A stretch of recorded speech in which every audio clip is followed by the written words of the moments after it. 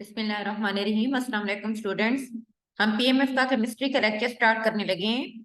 हमारा next chapter है electrolytes and electrolysis. ठीक है, इलेक्ट्रोलाइट्स हम इसमें पढ़ेंगे कि इलेक्ट्रोलाइट्स क्या होते हैं।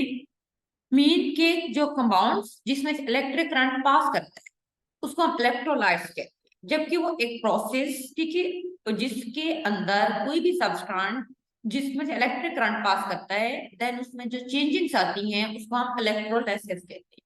So we discuss our next topic, electrolytes and electrolysis.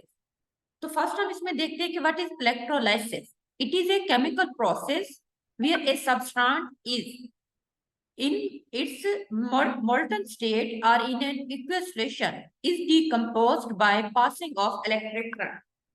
So अगर हम इलेक्ट्रोलाइसिस की बात करते हैं तो इलेक्ट्रोलाइसिस हमारे पास एक ऐसा केमिकल प्रोसेस है जहां पे हमारे पास एक सब्सटेंस जो होता है जो कि अपनी मोल्टन स्टेट में हो या चाहे वो हमारे पास एक्वियस स्टेट के अंदर होता है। जिस भी स्टेट में होता है, जब उसमें से इलेक्ट्रिक करंट पास करता है तो वो उस जो है ना डीकम्पोज हो जाता है।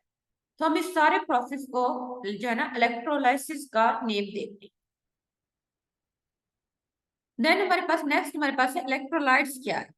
The compound that allow electric current to pass through it either in molten state or in aqueous solution is called a electrolyte. अगर हम इलेक्ट्रोलाइट की बात करते हैं तो इलेक्ट्रोलाइट हमारे पास क्या है कि ऐसे कंपाउंड्स जिसमें से इलेक्ट्रिक करंट जब पास करता है, चाहे वो मोल्टन स्टेट में होते हैं या वो हमारे पास एक्वियस जो है ना सॉल्यूशन किस में होते हैं, तो वो जो है ना डीकम्पोज हो जाते हैं। उन कंपाउंड्स को हम इलेक्ट्रोलाइट्स कहते हैं। और ये सारा प्रोसेस जो है ना इसको हम इलेक्ट्रोलाइसिस कहते हैं। अगर हम इलेक्ट्रोलाइट्स की बात करते हैं तो हमारे पास दो टाइप्स के होते हैं। एक हमारे पास है स्ट्रॉन्ग इलेक्ट्रोलाइट्स, सेकेंड टाइप हमारे पास है वीक इलेक्ट्रोलाइट्स। स्ट्रॉन्ग इलेक्ट्रोलाइट्स जो कंप्लीटली तौर पे डिसोसिएट हो जाते हैं into ions when dissolve in aqueous solution और in molten state are called strong electrolytes. Mean के वो इलेक्ट्रोलाइट जो कंप्लीटली तौर पे डिसोसिएट हो जाते हैं या कंप्लीटली तौर पे जो है ना डिकम्पोज हो जाते हैं, जब उसमें से इलेक्ट्रिक करंट पास करता है तो हम उनको स्ट्रॉन्ग इलेक्ट्रोलाइट्स। स्ट्रॉन्ग इलेक्ट्रोलाइट के एग्जाम्पल हमारे पास सोडियम क्लोराइड का सॉल्यूशन हो सकता है, कॉपर सल्फेट का, डाइल्यूट सल्फ्यूरिक एसिड का। ये हमारे पास स्ट्रॉन्ग इलेक्ट्रोलाइट्स।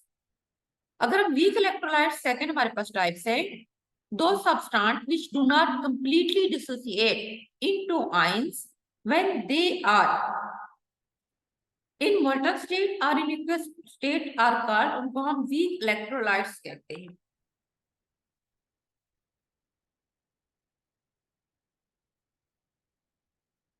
उसको हम क्या कहेंगे? वीक, उनको हम वीक इलेक्ट्रोलाइट्स कहते हैं, जो कि डिसोसिएट हो जाते हैं कंप्लीटली तौर पर अपने आयंस के अंदर, जो नहीं होते, उसको हम वीक इलेक्ट्रोलाइट्स कहते हैं। फॉर एग्जाम्पल हमारे पास है एसिटिक एसिड CH3COOH, हमारे पास एसिटिक एसिड है।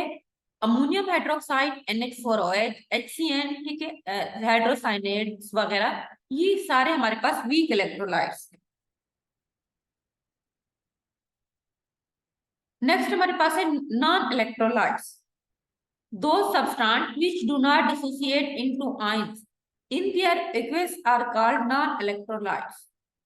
ठीक है, नॉन इलेक्ट्रोलाइट्स मीन हमारे पास वो इलेक्ट्रोलाइट्स होती है जो कि डिसोसिएट नहीं होते इनटू आयंस के अंदर, इन देयर aqueous solutions के अंदर, तो हम उनको नॉन इलेक्ट्रोलाइट्स कहते हैं।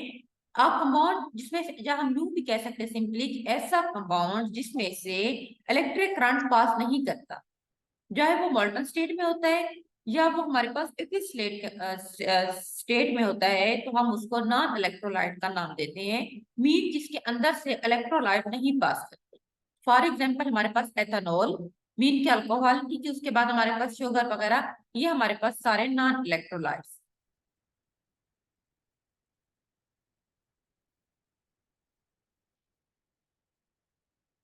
नेक्स्ट, ये तो हमारे पास था इलेक्ट्रोलाइट्स, ठीक है। नेक्स्ट हमारे पास है कंडक्टर।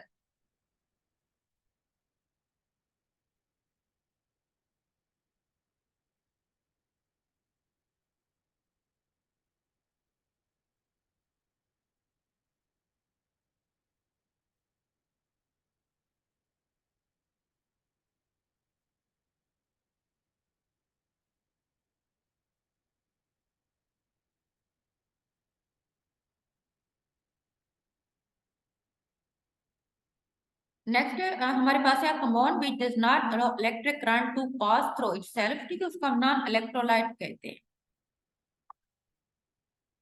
उसके बाद हमारे पास है कंडक्टर्स क्या है, वो मटेरियल जो चाहे वो सॉलिड हो या हमारे पास लिक्विड फॉर्म में होते हैं, that can carry an electric current through freely movable electrical charge particle when A potential difference is applied across them. Mean के हमारे पास कोई भी मटेरियल जिसमें से इलेक्ट्रिक करंट पास करते हैं उसको हम कंडक्टर कहते हैं।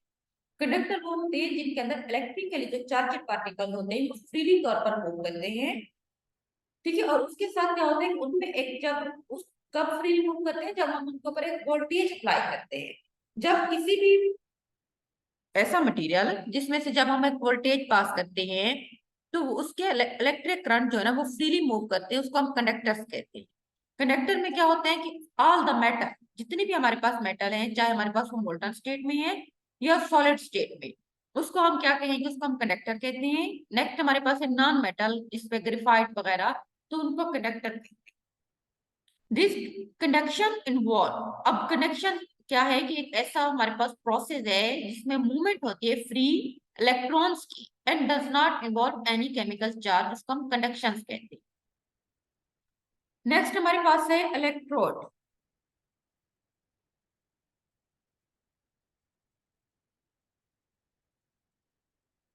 और नेक्स्ट हमारे पास क्या है, इलेक्ट्रोड्स क्या होते हैं, the strips of metal insert in the electrolyte for conduction of electricity are called electrode. Electrode की अगर हम बात करते हैं बेसिकली, तो इलेक्ट्रोड हमारे पास क्या है, हमारे पास मेटल की स्ट्रिप्स होती हैं जिनको जब हम इलेक्ट्रोलाइट में इंसर्ट करते हैं, उसके अंदर डालते हैं, ठीक, उसमें से कंडक्शन ऑफ इलेक्ट्रिसिटी के लिए, तो उन स्ट्रिप्स को हम इलेक्ट्रोड का नाम देते हैं। The metal electrode connected to positive terminal of the battery. कुछ ऐसे हमारे पास मेटल के इलेक्ट्रोड होते हैं जो कि पॉजिटिव टर्मिनल बैटरी के साथ अटैच होते हैं, और कुछ हमारे पास जो होते हैं वो नेगेटिव के साथ। वो मेटल के इलेक्ट्रोड जो पॉजिटिव टर्मिनल ऑफ बैटरी के साथ जो है ना अटैच होते हैं उनको हम एनोड कहते हैं, जबकि वो इलेक्ट्रोड जो कि नेगेटिव टर्मिनल के साथ अटैच होते हैं उनको हम कैथोड कहते हैं। नेक्स्ट हमारे पास है इलेक्ट्रोलाइटिक सेल क्या है। The complete setup for electrolysis is called electrolytic cell. Electrolysis का जो कंप्लीट सेटअप होता है जिसमें हमारे पास इलेक्ट्रोड होते हैं, कैथोड होते हैं, ठीक है, जिसमें से इलेक्ट्रिक करंट पास करता है, उस सारे कंप्लीट सेटअप को हम इलेक्ट्रिक सेल का नाम देते हैं। This consists of vessels containing the electrolytes, anode, cathode, battery and wires होता है। इस सारे में क्या होते हैं, इसके अंदर मुख्तलिफ वेसल्स होते हैं जिसमें इलेक्ट्रोड होते हैं, एनोड जिसमें पॉजिटिव चार्ज होता है, कैथोड नेगेटिव चार्ज होता है, साथ में बैटरी, वायर्स, ये सारा सिस्टम होता है। Electrolyte cell is also known as voltmeter since it generate voltage or current at its two terminal। अगर हम इलेक्ट्रोलाइट सेल्स की बात करते हैं तो उसको हम वोल्ट मीटर भी कहते हैं। ये क्या करता है कि वोल्टेज या करंट को अपने दोनों टर्मिनल के ऊपर जनरेट करता है। नेक्स्ट हमारे पास है to summarise the process of electrolysis we can say, हम सिंपली कह सकते हैं इलेक्ट्रोलाइट जो कि डिसोसिएट हो जाते हैं, नेगेटिव चार्जेड पार्टिकल्स बनाते हैं जिसको हम इनाइन कहते हैं, एंड देन वो पॉजिटिव चार्जेड पार्टिकल्स बनाते हैं जिसको हम कीटाइंस कहते हैं। Ionic conduct electricity through the solution. अब आयंस क्या होते हैं कि जब उनको किसी भी सोल्यूशन में पास करते हैं तो इलेक्ट्रिसिटी को कंडक्ट करते हैं। Cations attract toward the negative electrode, cation क्योंकि पॉजिटिव चार्ज होता है इसीलिए वो नेगेटिव इलेक्ट्रोड की तरफ अट्रैक्ट होती है। They take the excess electron from electrode and neutralise that, जब वहां से क्या करेंगे उनको अपनी तरफ अट्रैक्ट करते हैं, जो पॉजिटिव चार्जेस न्यूट्रॉन होते हैं, ठीक है, बाद में उस प्रोसेस को न्यूट्रलाइज कर देते हैं। जबकि इनाइंस जिसके ऊपर नेगेटिव चार्ज होता है वो अट्रैक्ट होते हैं टुवर्ड द पॉजिटिव की थॉट की तरफ, वहां से इलेक्ट्रॉन को अपनी तरफ अट्रैक्ट करते हैं एंड देन उनको न्यूट्रलाइज कर देते हैं।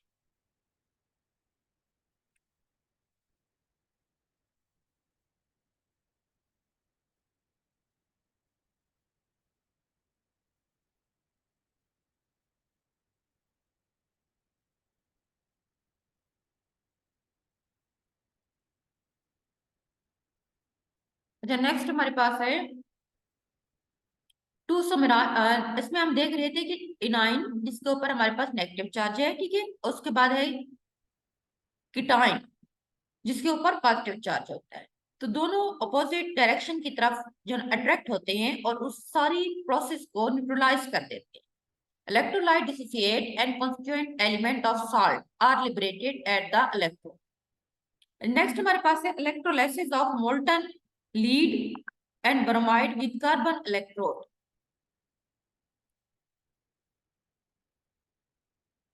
इसमें हम देखते हैं कि कार्बन यानी कि जो हमारे पास के जो इलेक्ट्रोड होते हैं जिसमें हमारे पास ग्रेफाइट वगैरह आ जाता है, वो मोल्टन सॉल्ट के अंदर जब डिप होते हैं जिसको हम स्ट्रॉन्गली तौर पर हीट करते हैं।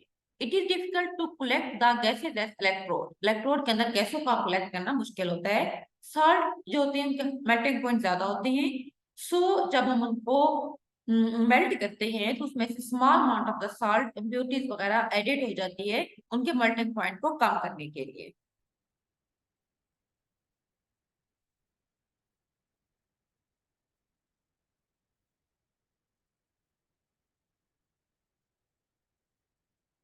नेक्स्ट हमारे पास है द साल्ट में be very high melting point.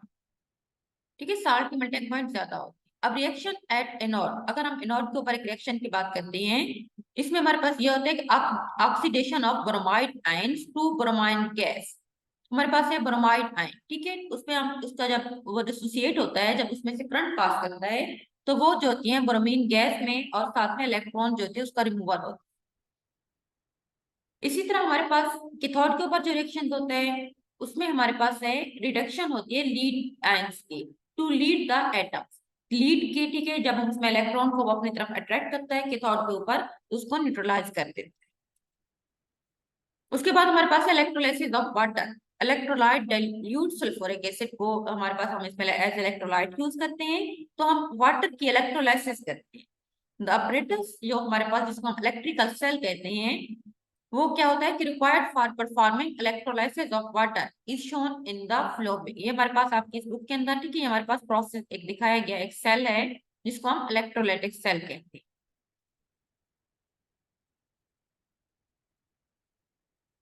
और इसमें क्या होता है कि दिस सेल इज कॉल्ड, इसको हम हॉफमैन वोल्टमीटर कहते हैं। सेल हमारे पास है, इसको हम हॉफमैन वोल्टमीटर कहते हैं। Since water is a covalent compound, या हम हमारे पास है डिस्टल वाटर जो होती है वीक, एक वीक इलेक्ट्रोलाइट होता है। Few drop of ionic compound जिसमें हम डाइल्यूट सल्फ्यूरिक एसिड उसमें ऐड कर देते हैं ताकि हमारे पास वो स्ट्रॉन्ग इलेक्ट्रोलाइट बन जाए। इनोड क्या करते हैं कि कलेक्ट करते हैं ऑक्सीजन को, एंड कैथोड जो होती है वो हाइड्रोजन गैस को कनेक्ट करते हैं। द ओवरऑल रिएक्शन हमारे पास है H2SO4 सल्फ्यूरिक एसिड, जब उसकी ब्रेकडाउन होती है उसमें H plus ion and sulphide ion अलग हो जाते हैं। बाद में ये वाटर हमारे पास जो होती है वो डिसोसिएट हो जाता है H प्लस OH के अंदर, तो 2H वहां से, ठीक है, और वहां से हमारे पास इलेक्ट्रॉन होते हैं तो हाइड्रोजन गैस में कन्वर्ट हो जाते हैं। जबकि जो हमारे पास इनोट भी रिएक्शन होता है उसमें हमारे पास जो हाइड्रोक्साइड आयंस होते हैं वो वाटर में कन्वर्ट हो जाते हैं और उसमें ऑक्सीजन खारिज होती है। At the anode, OH ions are released in preference of two sulfate ions. It is because easy for the hydroxyl ion to give up electron quickly as compared to sulfite ion. क्यों अब इसमें क्या होता है कि जब water dissociate होता है तो हमारे पास हाइड्रोजन एंड हाइड्रोक्साइड आयन बनते हैं। हाइड्रोजन आयन के अंदर कैथोड के ऊपर अट्रैक्ट करते हैं इलेक्ट्रॉन को तो हाइड्रोजन गैस में कन्वर्ट हो जाते हैं। जबकि एनोड के ऊपर जो हमारे पास हाइड्रोक्सिल आयन होते हैं वो डिसोसिएट होते हैं तो वहां से ऑक्सीजन रिलीज होती है। नेक्स्ट हमारे पास इलेक्ट्रोलाइसिस ऑफ सोडियम क्लोराइड का सॉल्यूशन के अगर हम देखते हैं, the ion present in solutions are, हमारे पास सोडियम है, देन हमारे पास आयन है क्लोराइड आयन है, hydrogen ion and hydroxyl ion, चार तरह के आयन हमारे पास होते हैं। उसके बाद at the cathode the positive ions are attracted toward the negative cathode. हमें पता है कि अपोजिट चार्ज के दरमियान अट्रैक्शन होती है, सो पॉजिटिव आयंस होते हैं वो नेगेटिव कैथोड की तरफ अट्रैक्ट होती है। There is a competition between sodium ion and hydrogen ion. उसमें क्या होता है कि हाइड्रोजन आयन जो होते हैं वो रिड्यूस होते हैं और हाइड्रोजन गैस जो होती है वो हमारे पास बबल की फॉर्म में आ जाती है। इसी तरह एनोड के ऊपर हमारे पास जो क्लोराइड आयन होते हैं इसमें भी नेगेटिव आयंस और पॉजिटिव कैथोड के ऊपर उनका कंपटीशन होता है। क्लोराइड आयन के ऊपर नेगेटिव चार्ज होता है, सो वो अट्रैक्ट हो जाते हैं toward the hydrogen hydroxide ion जिसके ऊपर पॉजिटिव चार्ज होता है। Solution is concentrated, chloride ion जो होते हैं वो इलेक्ट्रॉन को लॉस करते हैं एंड क्लोरीन एटम में कन्वर्ट हो जाते हैं। क्लोराइड इलेक्ट्रॉन का लॉस होगा तो वो क्लोरीन एटम में कन्वर्ट हो जाएगा। नेक्स्ट हमारे पास है ions remaining in the solution. The ions that are removed from the solutions are hydrogen ions and chloride ion। ठीक है, हमारे पास जो किसी भी सोडियम क्लोराइड के सोल्यूशन से hydrogen and chloride ion remove हो जाते हैं, this mean that sodium ion and hydroxide ion remain in the solution, mean कि sodium hydroxide is also produced. इस तरह से हमारे पास OH और Na दोनों मिलते हैं, तो NaOH सोडियम हाइड्रोक्साइड में कन्वर्ट हो जाते हैं, जो इस पूरे प्रोसेस के दरमियान जिसमें हम सोडियम क्लोराइड सोल्यूशन की इलेक्ट्रोलाइसिस करते हैं। नेक्स्ट हमारे पास है electrolysis of copper sulphate solution. Copper sulphate के अंदर जब हम इलेक्ट्रोलाइसिस करते हैं तो हमारे पास copper ion, sulphate ion, hydrogen and hydroxide ion, चार तरह के आयन सेपरेट होते हैं। कैथोड के ऊपर क्या होता है कि कैथोड के ऊपर क्योंकि पॉजिटिव आयंस होते हैं वो नेगेटिव कैथोड की तरफ अट्रैक्ट होंगे, तो कॉपर जिसके ऊपर पॉजिटिव चार्ज होता है उसके दरमियान एंड हाइड्रोजन आयंस जिसके ऊपर नेगेटिव चार्ज होता है, ठीक है, हाइड्रोक्साइड आयन, उनके दरमियान हमारे पास कंपटीशन होता है। कॉपर जो होती है वो क्या करता है कि रिड्यूस हो जाता है एंड कॉपर मेटल जो होती है वो डिपॉजिट हो जाती है हमारे पास सिंपल। जबकि एनोड के ऊपर कंपटीशन होता है नेगेटिव आयंस के दरमियान।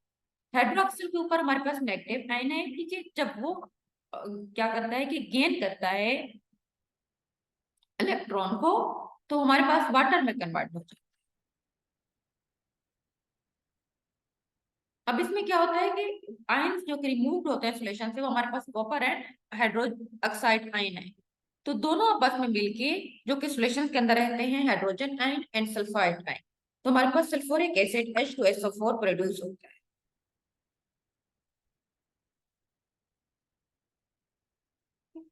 नेक्स्ट हम इंशाल्लाह अगली क्लास में पढ़ेंगे। अल्लाह हाफिज।